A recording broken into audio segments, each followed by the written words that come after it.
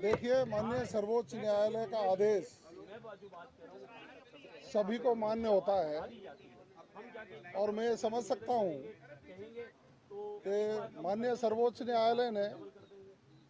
गुणावगुण के आधार पर और सारी परिस्थितियों को ध्यान में रखकर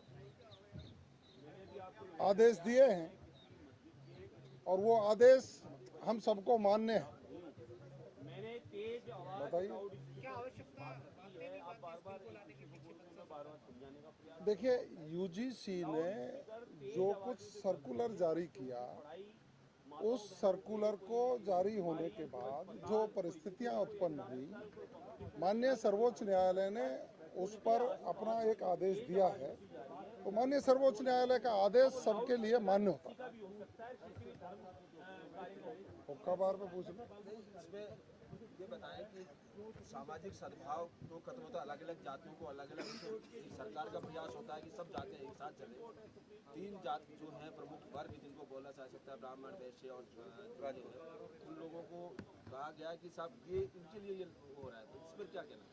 देखिए, मैं समझ सकता हूँ कि भारत में रहने वाले सभी वर्ग, सभी जातियाँ भारतवासी हैं और संविधान में विभिन्न वर्गों को एक अपने अधिकार दे रखे हैं। यूजीसी पूर्व में भी समय समय पर निर्देश जारी करती रही है, सर्कुलर जारी किए हैं और अब यूजीसी ने कोई एक सर्कुलर जारी किया जिसको लेकर स्थितियां जो उत्पन्न हुई, माननीय सर्वोच्च न्यायालय में लोग गए और माननीय सर्वोच्च न्यायालय ने कोई निर्णय पारित किया है, तो हम सबको लिए मान्य है। सर, हुक्का बार को लेकर सवाल आया था, कार्रवाइयों को लेकर आपने जवाब दिया और प्रदेश में लगातार इस तरह की कार्रवाइयां चल रही है।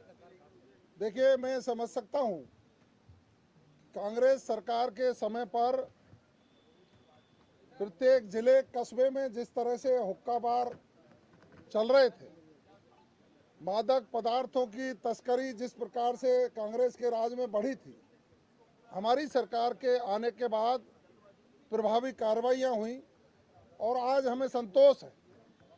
कि बहुत कम स्थानों पर कोई कहीं घटनाएं दिखाई देती हैं तो हम उन पर प्रभावी कार्रवाई करते हैं। हमने पुलिस को निर्देश दे रखे हैं कि कोटपा एक्ट में हुक्का बारों पर कार्रवाई हो और संचालक पर ही नहीं, जो